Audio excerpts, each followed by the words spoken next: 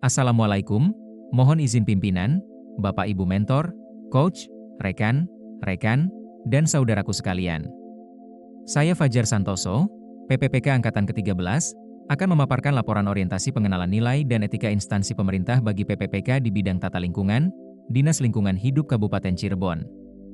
Fokus utama dari rencana kerja saya adalah mengenai peningkatan data pendukung dalam percepatan penyusunan dokumen status lingkungan hidup daerah, SLHD, terintegrasi. Sebagai latar belakang, peran PPPK sangat strategis dalam mendukung pelayanan publik sesuai nilai dasar ASN berakhlak. Berdasarkan Undang-Undang Nomor 20 Tahun 2023, orientasi ini menjadi masa penting untuk percepatan adaptasi.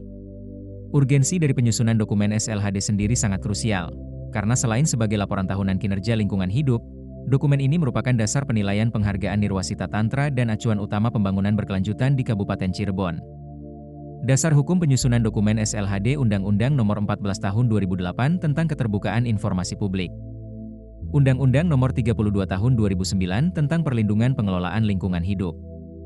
Peraturan Pemerintah Nomor 22 Tahun 2021 tentang Penyelenggaraan Perlindungan dan Pengelolaan Lingkungan Hidup. Peraturan Pemerintah Nomor 26 Tahun 2025 tentang Perencanaan Perlindungan dan Pengelolaan Lingkungan Hidup. Dalam menyusun dokumen SLHD, kita telah merumuskan 5 isu prioritas lingkungan melalui proses partisipatif.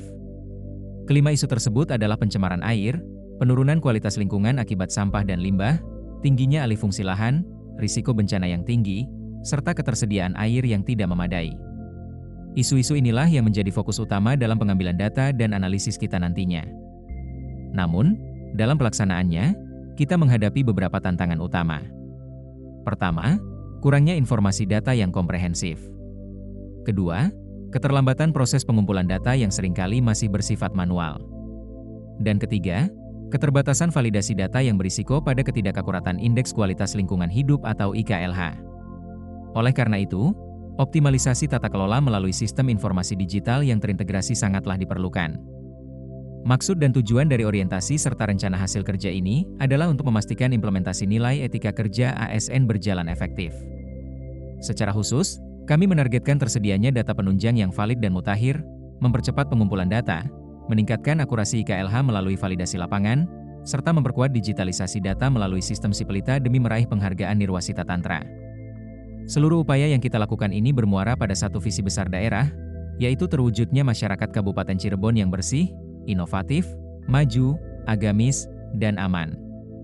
Misi Kabupaten Cirebon, mewujudkan tata kelola pemerintahan yang bersih, melayani, akuntabel, dan profesional, menciptakan ekosistem inovatif di pemerintahan dan masyarakat, menciptakan masyarakat modern yang tidak meninggalkan jati diri adat dan budaya, menguatkan toleransi antar umat beragama sesuai dengan keyakinan para pemeluknya, dan menciptakan lingkungan yang asri, aman, dan nyaman.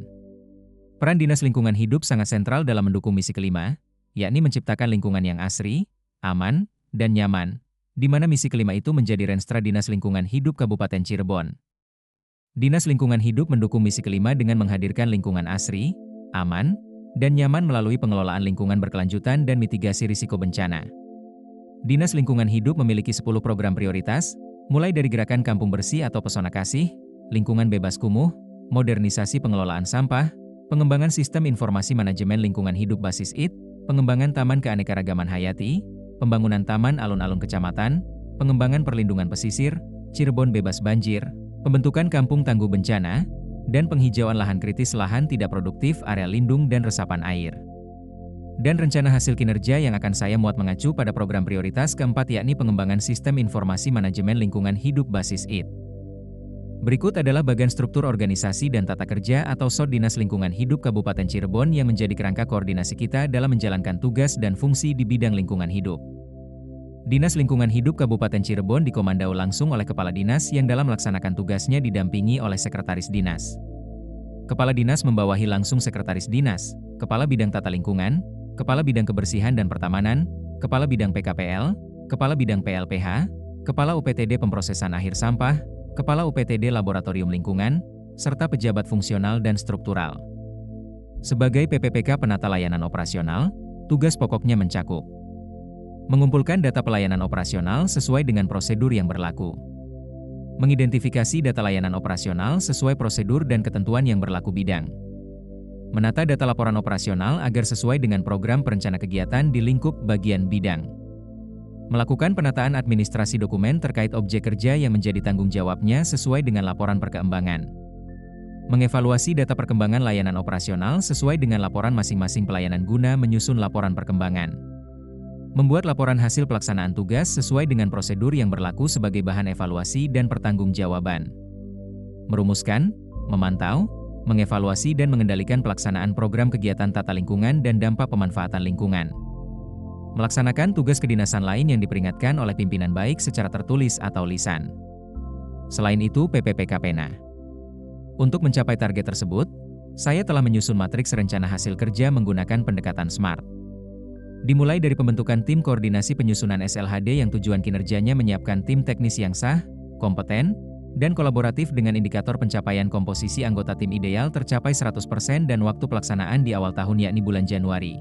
Penyusunan SK Bupati terkait tim penyusun dokumen SLHD yang mempunyai tujuan kinerja membuat dasar hukum yang sah dengan rincian tugas dan fungsi yang jelas dengan indikator pencapaian tersedia satu dokumen surat keputusan Bupati Cirebon.